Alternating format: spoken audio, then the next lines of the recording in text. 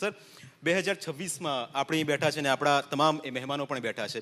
2047નું vision દેશ અને ગુજરાત માટે આ મંચ ઉપરથી આપ કેવી રીતે જોઈ રહ્યા છો?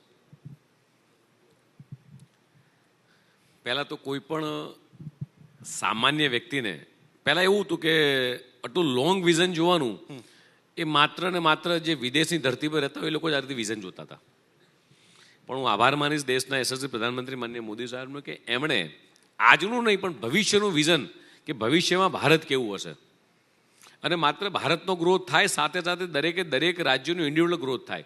દરેક રાજ્યને પણ એમણે કીધું કે તમે તમારા પોતાના સ્ટેટનું વિઝન બનાવો અને દરેક સ્ટેટ પોતાના સ્ટેટનું વિઝન બનાવે, કેન્દ્ર સરકાર સમક્ષ મૂકે અને ત્યારબાદ એનું સંકલન કે કયા સ્ટેટની અંદર કઈ ઓપોર્ચ્યુનિટીઝની જરૂર છે, કયા સ્ટેટને ઇન્ડસ્ટ્રીયલ ગ્રોથની જરૂર છે, કયા સ્ટેટને એગ્રીકલ્ચર ગ્રોથની જરૂર છે, કયા સ્ટેટને જ્યાં સર્વિસ ઇન્ડસ્ટ્રીઝ વધારે આવી શકે એમ છે.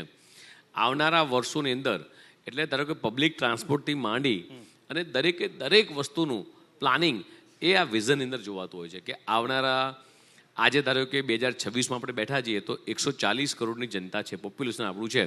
તો 2047માં કેટલું પોપ્યુલેશન છે? તો એને શેની જરૂર પડશે? તો કે ભાઈ રેસિડન્સની જરૂર પડશે, ઇન્ડસ્ટ્રીઝની જરૂર પડશે, એટલી સ્કૂલ્સની જરૂર પડશે. તો આ બધા માટે જગ્યા ક્યાંથી? તો ચલો વર્ટિકલ ગ્રોથ કરવાની જરૂર છે તો વર્ટિકલ ગ્રોથ કરો. કયા સ્ટેટની અંદર એ કઈ જગ્યાએ કઈ ઇન્ડસ્ટ્રીઝ ડેવલપ, એનો નેચર કઈ પ્રકારનો છે તો એ પ્રકારના નેચર વાઇઝ ઇન્ડસ્ટ્રીઝ ક્રિએટ કરવી પડે. એટલા માટે પીએમ સાહેબે જે તે વખતે પીએમ ગતિ શક્તિ આખું લોન્ચ કર્યું અને એની અંદર આખા દેશના લગભગ 16 કરતાં વધારે ડિપાર્ટમેન્ટો અને કદાચ સ્ટેટ વાઇઝ કદાચ એકાદ બે ડિપાર્ટમેન્ટ પ્લસ માઇનસ થયા હશે, એ બધા ડિપાર્ટમેન્ટને કોઓપરેટ કર્યા અને એના કારણે કયા સ્ટેટની અંદર કઈ જગ્યાએ લેન્ડ બેંક અવેલેબલ છે તો ફોરેનથી કોઈ ઇન્વેસ્ટર આવે છે તો એને ઇન્વેસ્ટ કરવા માટે ઇઝી એક્સેસ થઈ શકે. કઈ જગ્યાએ એ લેન્ડની બાજુમાં રેલવે ટ્રેક નીકળે છે ત્યાં નથી નીકળતો તો અહીંયા ઇન્ડસ્ટ્રીઝ આવશે તો રેલવે ટ્રેકની જરૂર ક્યાં પડશે. કઈ જગ્યાએ દરિયો છે તો બાજુમાં પોર્ટ બની શકે એવો છે તો તેથી સી ટ્રાન્સપોર્ટિંગ ઇઝી થઈ શકે. કઈ જગ્યાએ ફ્રેટ કોરિડોર છે તો ફ્રેટ કોરિડોરની બંને બાજુએ ક્યાં ઇન્ડસ્ટ્રીયલ જીઆઈડીસી ડેવલપ થઈ શકે એમ છે. આવા માઇક્રો પ્લાનિંગ કરી અને આગામી 2047નો આખો રોડમેપ તૈયાર કરવામાં આવ્યો છે કે આગામી દિવસોની અંદર જે ઇમર્જિંગ સેક્ટર્સ કયા છે. જેમ કદાચ આપણે કલ્પના નથી કરી કે સેમિકન્ડક્ટર આપણે ત્યાં બને કે ક્યારે આપણે ત્યાં ગિફ્ટ સિટીની અંદર આખું ફાઇનાન્સ હબ બનશે એવી આપણે કલ્પના નથી.